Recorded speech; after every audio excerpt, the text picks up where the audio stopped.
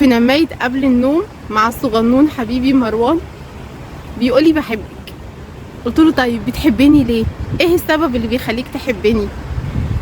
وبعيدا عن انه هو قال لي بحبك عشان بتعملي لي المحشي اللي بحبه والمكرونه الوايت صوص اللي لما بطلبها، قال لي علشان بتسمعيني.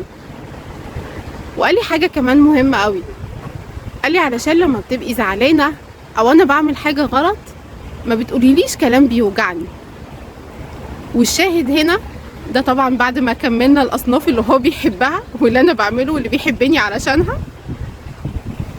ان احنا ضروري جدا وقت ما نكون زعلانين او غضبانين ما نقولش للي بيحبهم مهما كانوا غلطانين فينا اي كلام يوجعهم، لان الزعل والعصبية والمواقف بتخلص، لكن الكلام اللي بنقوله بيأثر فيهم وحقيقي بيوجعهم بيفضل وما بيتنسيش ابدا.